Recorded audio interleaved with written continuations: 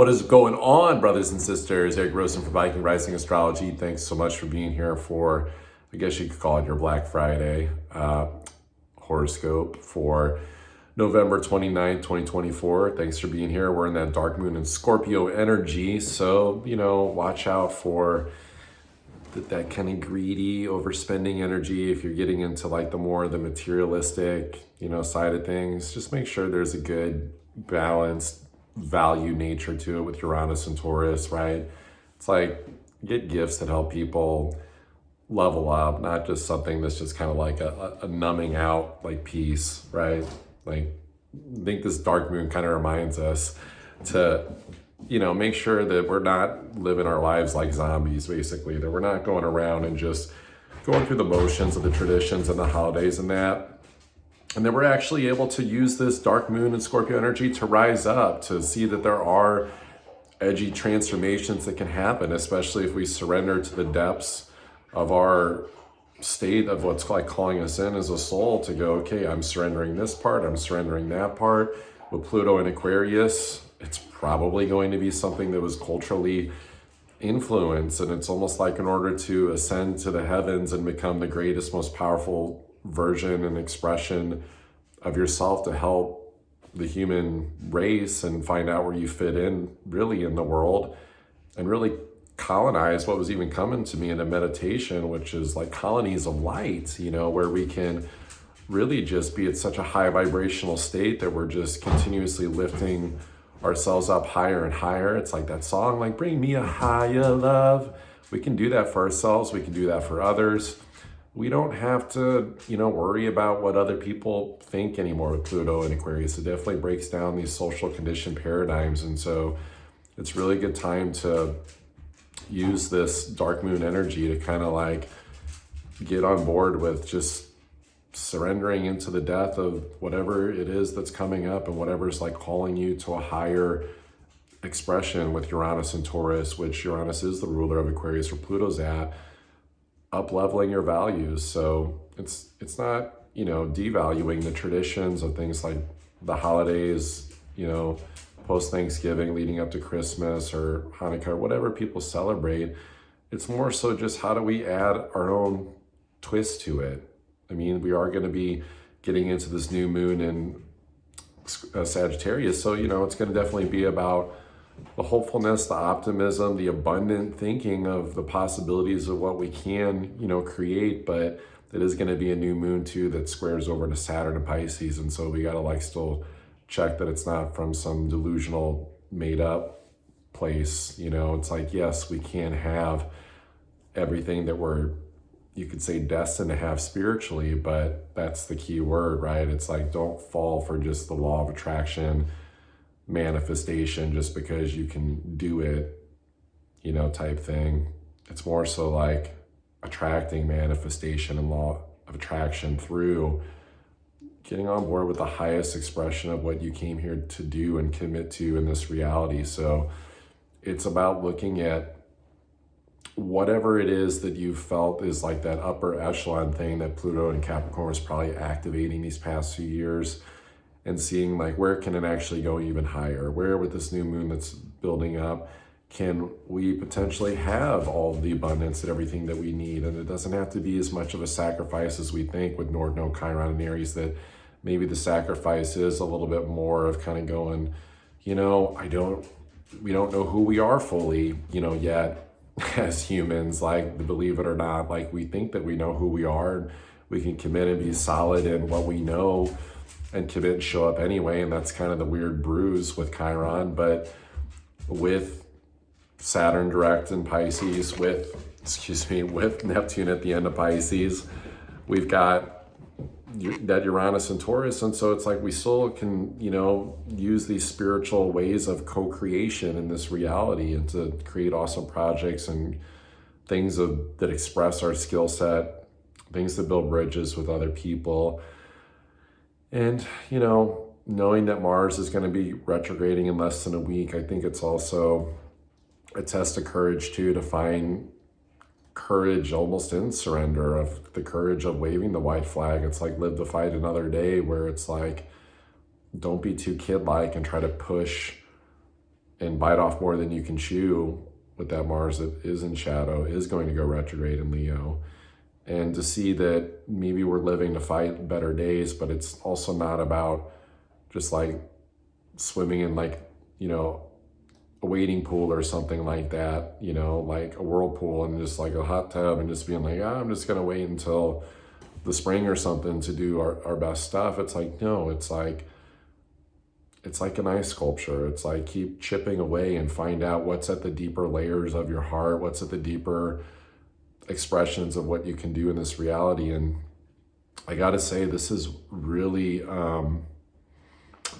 really a call for people to level up in the best way that they can, that it's really not about just the mundane 3D reality stuff of that. There'll be plenty of that when South Node goes into Virgo next year. So it's way more about how do we just collectively keep leveling up to where it's not just about the materialist aspect of things, or not just about the job, or not just about something that is only physical that we hold in our hand, but like there's just so much beautiful spiritual substance, and you could call it the downloads, the awarenesses that are like coming through. And it's like, if you're worried about the how, it's like back the truck up and just see that the way that the awareness, the download came in the first place was through surrendering and through allowing.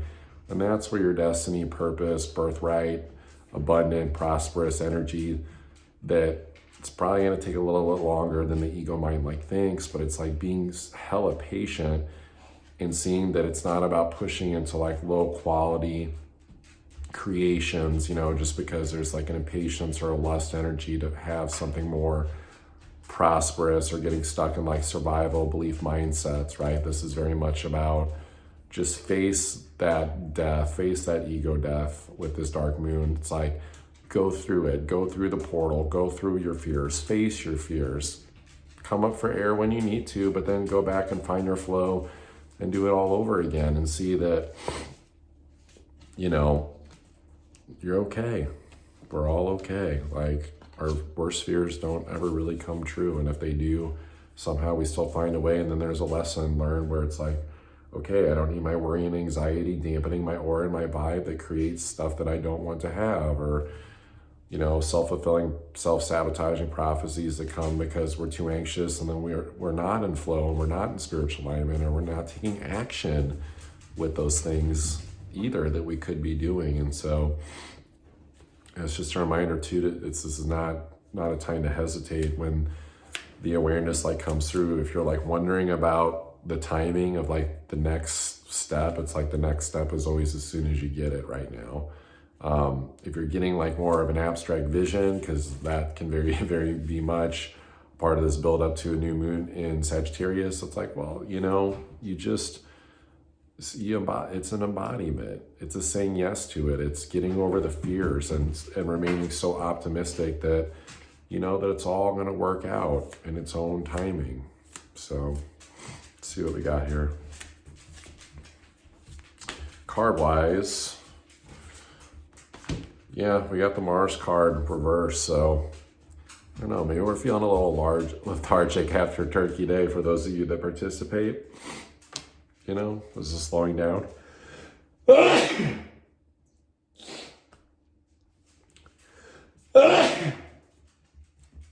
It's an organic horoscope here. I don't do edits. They got the retrograde card. So this is really about this Mars retrograde, right? You got Mars in reverse, slowing down. It's going in its reversal position here in less than a week. Got the retrograde card. So I think we're really key focused on Mars on a day like today. Oof, that's rough. Got the Saturn card reverse. So it's like we might be having trouble with structures on a day like today. Maybe finding the motion in the ocean. Saturn's in Pisces. Jupiter, abundance, but it's flipped. So, some of this could get into some of this, Black Friday, just like holiday rush stuff that kind of like starts a little bit. Maybe some people go cray-cray with that, but I think for people on more of that discerning spiritual path, this is about looking at your own life and seeing, like, if we put this in the positive, yes, It is a slowing down energy with Mars, but it's meant to be so that we don't continue in a direction that isn't bringing us the most love, romanticizing life, passion, playfulness, creativity that we could have. So it's like we're re-looking at probably the things that we're engaged in, you know, our structures, our commitments. This could deal with everything from your day-to-day schedule to your job, you know, to your career. It's like, is it making you happy? Is it making you feel abundant? Is it actually bringing those gifts? And I think there is some self-examination. Maybe there's a little bit of anxiety around that. Got the Solar Calm card, which is all about clarification, which I was just describing, but it's in reverse, so it can be kind of hazy. So where do we get bailed out here? I think it's going to be in our emotions, believe it or not. Pisces, the sensitivity card. I gotta say it's really tough because times like this, it can feel like it's not going to make sense fully, you know. When you look at all the air signs that are being activated with Pluto and Aquarius, right, there's a hidden element there. You have Jupiter, but it's retrograde in Gemini, so it can feel deflating with that abundance. And then it's South Node in Libra, so it's like things may not always make sense. We kind of have to like let the emotions, let that sensitivity, like let our state, our feedback kind of like show us like where we're at in our day. Kind of like what Abraham Hicks talks about, where she's like, you know, your emotions that feel negative or you feel out of alignment, that's your feedback so that you can step into more positive aura and, you know, manifest things better. But I think our best bet is going to be rooting. It's going to be grounding. It's going to be, you know, getting into just the, you know, nature of like feeling and being attuned to the spiritual flow of like what wants to come through us and being grounded. It's not going to come from the outside reality of the structures or, you know, it could be a monetization thing. It could be a getting it done thing, you know, going through a to-do list. It's going to be more so about how do we start to adapt a little bit differently to make sure that our operating system is feeling more calm, and even when it's like not calm, getting into the emotions of why that is. And then I think that's where the activations really come in. Like that's where, you know, you got the solar flare card, it's all about an activation, right? So seems like a day where we might be riding the waves a little bit, and that's okay. It's just remembering that, you know, sometimes Jupiter in Gemini can like blow things up, where it's like the world is like the current circumstances, and it's just like, well, that's not going to be the end result. That's not the predicate. That's just where we're at in the moment. So it's like not chicken littling anything, especially with this dark moon, and to see that a lot of these cards are reflective of this dark moon energy, where it is like we just got to go through the emotional stuff, stay grounded, stay rooted, and you get through it, you solve it. So if you want to get in on that special that I'm doing on Sunday at 8 o'clock Central Time, Pluto for your sun, your rising sign. What does Pluto have to say for you in Aquarius for the next 20 years? I'll be doing that special. It's $14. That link will be down below. Of course, if you want to get an astrology reading, you want to go deep into what the stars have to say for you going into 2025. Maybe you got a big project. Maybe it's a relationship situation of some sort, a money situation, a big idea. You want to get some clarifications on a more personal level, click that link to book a reading down below. Love you all. See you next time.